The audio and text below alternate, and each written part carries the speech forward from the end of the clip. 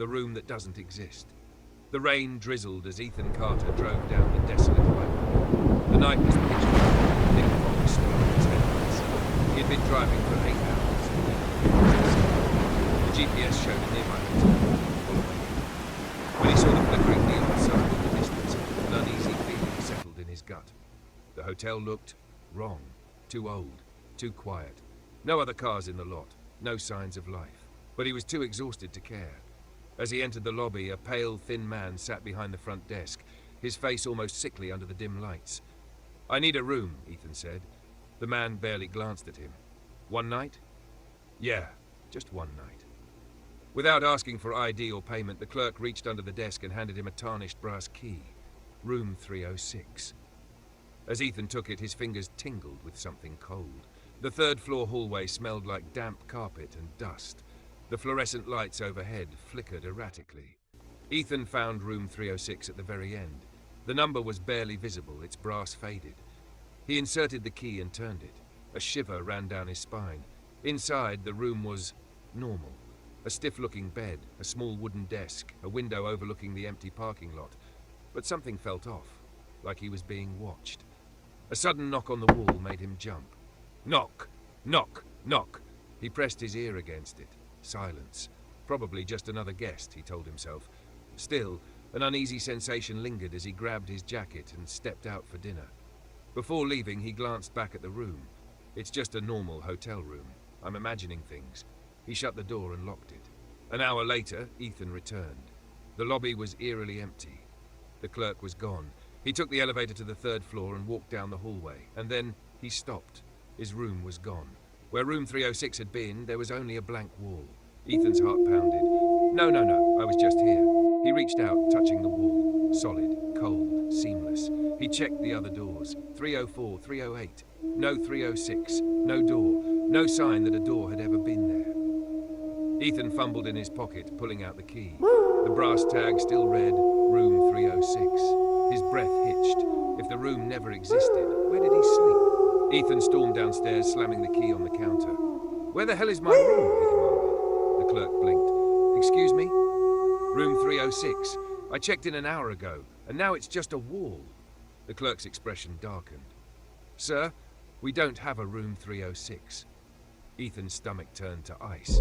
"You're lying," he hissed. "You handed me the damn key." The clerk stared at the brass key, then slowly reached under the counter, pulling out an old, dusty ledger. He flipped through the pages. Then he stopped. His face drained of color. When he looked up, there was fear in his eyes. "Sir, there's no record of you checking in tonight." Ethan staggered back. "That's impossible. I was just upstairs." The clerk leaned closer, lowering his voice. "You need to leave, now." "Not until you tell me what's going on." The clerk hesitated. Then, in a hushed whisper, he said, "This has happened before." Ethan's throat went dry. "What do you mean?" The clerk glanced around nervously, as if afraid of being overheard. "Every few years, someone checks into room 306. He swallowed hard, and then the room disappears, just like that. Gone, and the guest. "What happens to them?" Ethan whispered. The clerk's face twisted. "They're never seen again." A cold sweat broke over Ethan's skin. "But I left. I wasn't inside when it happened." The clerk nodded grimly. "That's the only reason you're still here." Ethan's pulse thundered in his ears. "So, what do I do?"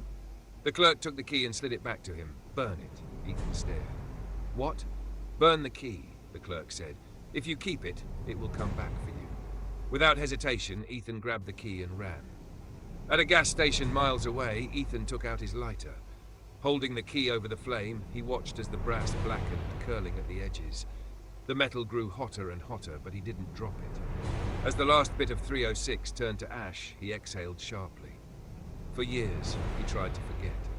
Tried to convince himself it was exhaustion, a hallucination, a trick of the mind. But deep down, he knew better.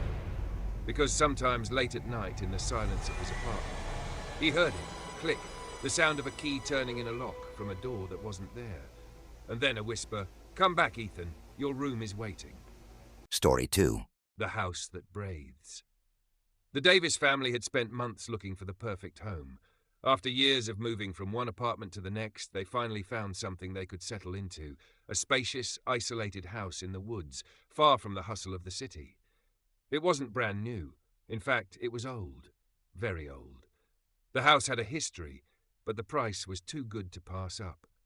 The listing said it needed a little work, but that wasn't a problem for John Davis, a contractor by trade.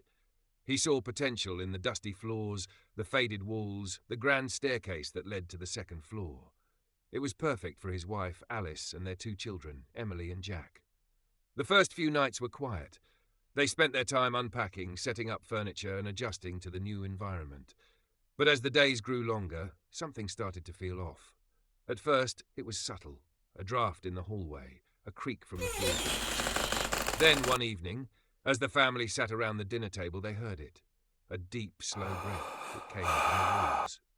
At first, they thought it was just the house settling, but as the nights went on, the sound grew more pronounced. Slow, rhythmic, like something was breathing deeply from within the very bones of the house itself. John was the first to admit it was getting harder to ignore. He'd wake up in the middle of the night, hearing the breath like a low growl vibrating through the walls. He tried to convince himself it was just the house's old pipes, but there was something unnatural about it, something that didn't fit. Alice, too, began to feel the weight of the air in the house, heavy, thick, as if something was watching them, waiting. Emily and Jack spoke less and less at night, their faces pale and their eyes wide with fear. They'd hear it too, quiet whispers in the dark, like the house was whispering to them. John finally decided to investigate. He had to find the source of the noise, even if it meant tearing down the walls. One evening, after the kids were asleep, John and Alice ventured down to the basement. The air smelled damp, and the shadows seemed to shift with every step. The low, rhythmic breathing was louder here, echoing through the wooden beams. John took out his tools and started removing the drywall in the far corner of the basement, where the breathing seemed to be the most intense. He worked for hours, tearing through the walls, revealing an old, forgotten room behind the plaster. It was small and dark, covered in layers of dust. The air inside was thick, almost suffocating, but what they found inside made their blood run cold. There in the corner was an old iron bed frame, rusted and broken. Straps were fastened to the posts, as though someone had been bound to it. The room was cold, damp, and yet there was something alive about it. The breathing wasn't coming from the walls anymore. It was coming from the room itself. Alice stumbled back, her breath catching in her throat. She reached for John, her face pale with terror. "We need to leave, John, now," she whispered, but John couldn't tear his eyes away from the dark corner. It was then that they saw it. A shadow, darker than the room around it, shifting in the corner. The air seemed to tighten. The walls themselves breathed in time with a deep, heavy exhale. And then from the darkness a voice rasped, as if it hadn't spoken in centuries, "Help me." The family fled the house that night, terrified, leaving everything behind. But as they drove away, John's mind raced. He had seen the shadow, a thing that had been trapped for them so long. It was hungry. It had been waiting. The next morning, John returned with a team of workers.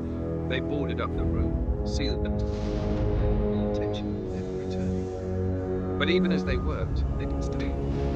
Slow, deep breathing, as though the house itself was alive and aching to be free. No one has lived in it. It sits in silence, in the moment, waiting for the At night, we listen closely and still hear the slow, deep